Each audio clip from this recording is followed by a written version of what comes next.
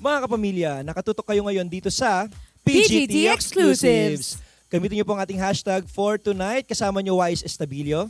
At ako naman po si Lorraine Galvez. At ngayon ay tawagin na natin ang nagkaroon ng magandang ikot ng kapalaran ngayong araw. Let's all welcome Tatay Ricardo!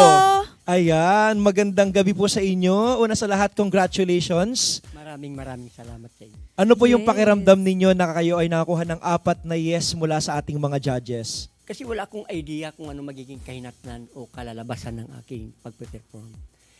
Ipinadama ko lang sa sarili ko na maging masaya lang. Gawin ko lang yung dapat kong gawin at maibahagi sa kanila. Si tatay sobrang humble, no? Kahit sa lakad niya, pagpunta rito, ang humble niya. Pero sa performance, grabe, oh. Pag focus talaga, Focus eh, na- no? Alam mo, parang siya yung, nakikita ko yung batang siya na parang mag-enjoy lang ako, maglalaro lang ako. Ipapakita ko lang yung talent ko sa inyo at yun po yung nakita ng ating mga judges. Congratulations po. Maraming salamat po talaga. Kabado ko eh. Pero nalagpasan ko kasi ang wish ko lang eh na maitawid ko siya ng tama. At yung bang makita sa camera na yung ginagawa ko, ayaw kong isipin na, ay, ang hirap naman yan. Wala po akong kinukubli dito. Ipinapakita ko talaga siya para maging bahagi ng iba. Nakuha niyo rin po ang ating 4 na yeses Opo. mula sa ating judges. Ano pong pakiramdam? Kahit si Miss Eugene, naiyak po sa inyo sa sobrang galing. Hindi ko nga po alam na may standing ovation siya. Parang hindi ako makapaniwala talaga. Nananaginip ba ako? O, parang hindi ko lang talaga ma-voice. Pero thanks God. Salamat.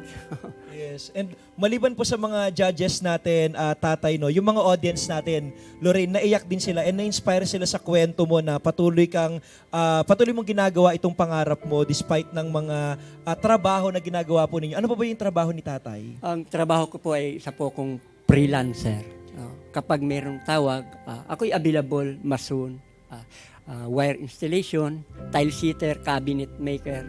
Yan, alam ko sa totoo lang, kung meron pa nga sana parang napabayaan ko na sarili ko. Ginagawa ko to para sa pamilya ko. Kasi may 2 pa akong itinatawid. Siyempre bilang magulang, ibigay ko ang best ko para sa kanila. Diba? Kaya katulad nung paiba-iba yung trumpo na gamit ni tatay, iba-iba rin yung trabaho niya. Bakit po importante sa inyo na makakuha ng ating matatamis na yes mula sa ating judges? Siyempre, yun ang pakay ko eh. Parang, best of the best para sa akin. Kasi itong trumpo na to, ako lang lumikha ng kanyang sariling mukha. Ipagmamalaki ko na, mas higit yung una ko pang ginawa itong nakita nila. Mas higit pa dyan.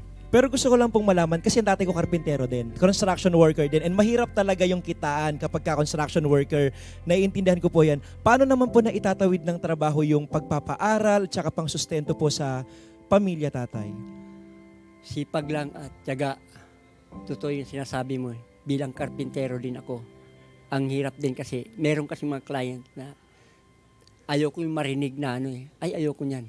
Pero sabi nga, best of the best. Mag-iiwan ako ng tatak sa kanila na hahanap-hanapin nila ako dun sa trabaho kong giniwa. Ayokong magtatrabaho kasi na mag-iiwan ng magkakaroon sa kanila ng palaisipan. Ganun din sa aking pagtutrumpo. Ayokong mag-iiwan. Mag-iiwan ako na hahanapin niyo ako.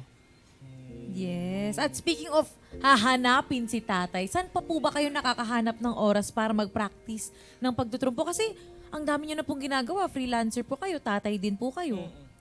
Mahalaga po sa akin yun. Pero sa sarili ko ako na po nag-control kasi hindi ko pwedeng hayaan o pabayaan. Kasi yung pagtutrumpo ko, naging bahagi siya ng ng pagpe-perform.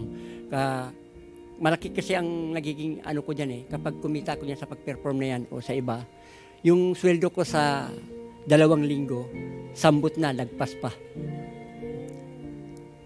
Kaya talagang worth it ang lahat, di ba? At ngayon nga ay nakatungtong ka na sa stage ng Pilipinas Got Talent. Yes. Grabe, tatay. Para Tuwang-tuwa. kanino nyo po dinidedicate ang performance ninyo? Siyempre, una kong pinapasalamat sa Panginoon. Humingi ako ng lakas ng loob sa Kanya.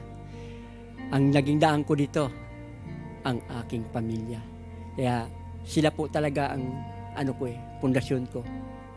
Ang aking mga mahal ko sa buhay din. Basta pamilya para sa akin. Ayoko kasing mga anak ko na yung maiiwan na parang may lungkot.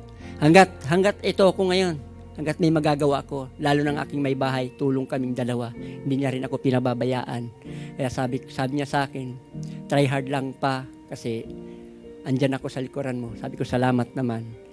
Basta wag tayong kumbaga wag tayong magkaroon ng problema. Gusto ko sama tayo sa hirap at ginawa. Napaka-supportive nyo po sa bawat isa at ramdam na ramdam po namin yun sa dedication nyo sa performance nyo kanina, sa pagmamahal nyo sa mga anak nyo, sa inyong asawa, and aabangan po namin yung next act na ipe-perform po ninyo, tatay. Yun po yung excited na kaming makita. Totoo. Yes, Congratulations. maraming salamat po sa inyo, tatay, and congratulations once again, Tatay Ricardo!